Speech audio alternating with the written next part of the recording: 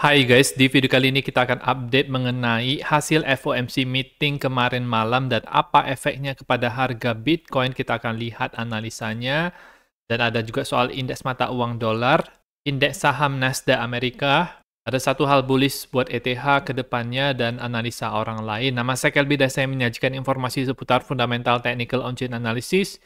Klik like, subscribe, gunakan link-link yang ada di deskripsi untuk mendukung channel saya. Sesuai dengan prediksi market CME Group dan investing.com, di mana The Fed tidak menaikkan suku bunga sama sekali ya teman-teman dan menetapkannya berada di 5,25 sampai 5,5% sesuai dengan forecasting tersebut ya. Jadi hal ini sudah diketahui oleh para investor dan trader dari beberapa hari yang lalu dan tampaknya ini juga bisa membuat harga Bitcoin itu sudah price in, artinya efek daripada berita yang bagus ini, berita yang bullish ini itu sudah kerasa untuk harga Bitcoin karena kita sudah naik dari tanggal 12 September itu sampai kemarin itu mengalami kenaikan.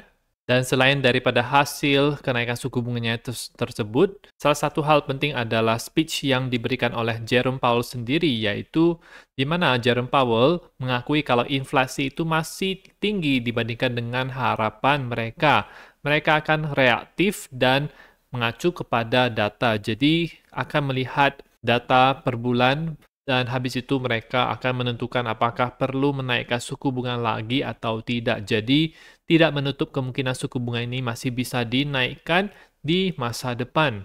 Sehingga tahun ini di bulan November, Desember itu mungkin bisa ada kenaikan suku bunga juga ya teman-teman. Masih ada 2 kali FOMC meeting sampai di akhir tahun ini. Dan menurut Jerome Powell sendiri juga inflasi itu tidak akan mencapai 2% itu sampai di tahun 2025. Jadi ada anggapan dari mereka kalau ini akan selesai di tahun 2025.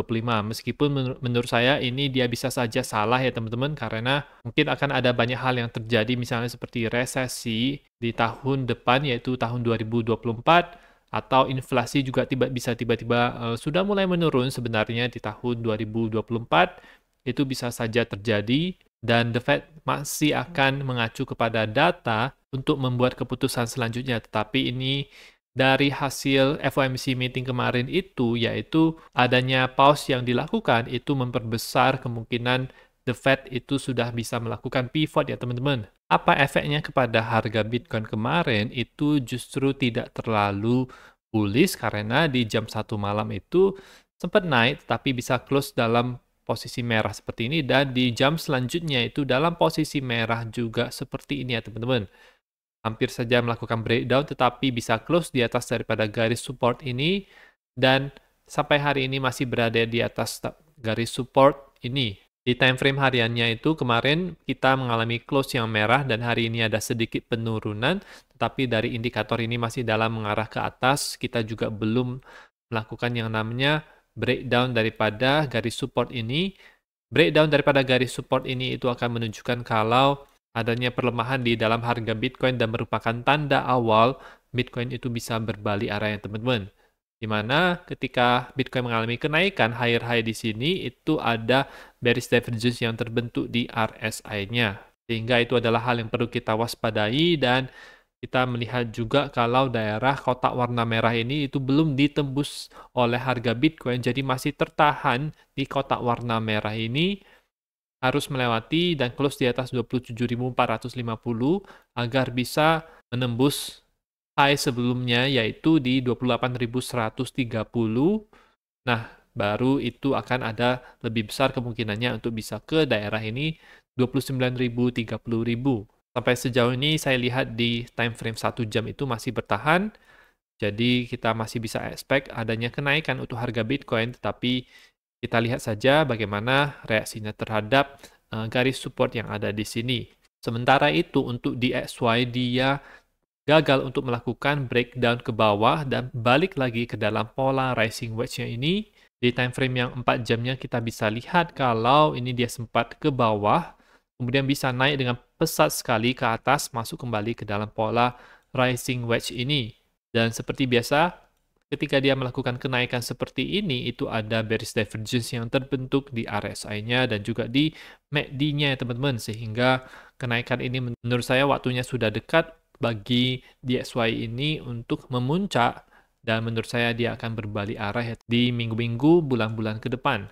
Sementara itu, untuk indeks saham Amerika Nasdaq, dia mengalami penurunan ketika dia gagal melakukan percobaan untuk naik lagi lebih tinggi daripada high sebelumnya, yaitu di sini, sehingga ini itu tampaknya bearish dan dia bisa membuat lower low, jadi seperti ini ya teman-teman, untuk indeks saham Nasdaq. Dan biasanya Bitcoin berkorelasi dengan indeks saham S&P 500 dan Nasdaq, meskipun tidak sama persis, tapi garis besarnya itu mereka berkorelasi dan mungkin ini adalah hal yang perlu kita waspadai. Mungkin untuk Bitcoin bisa terjadi juga.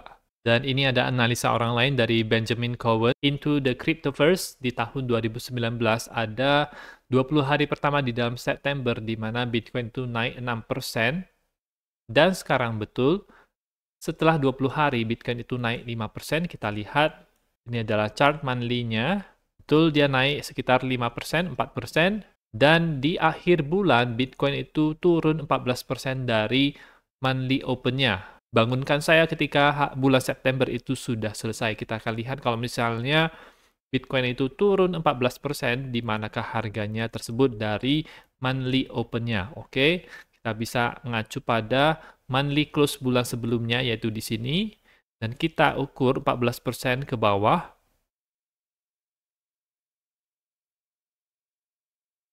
Maka itu kita bisa mendapatkan di harga 22.200.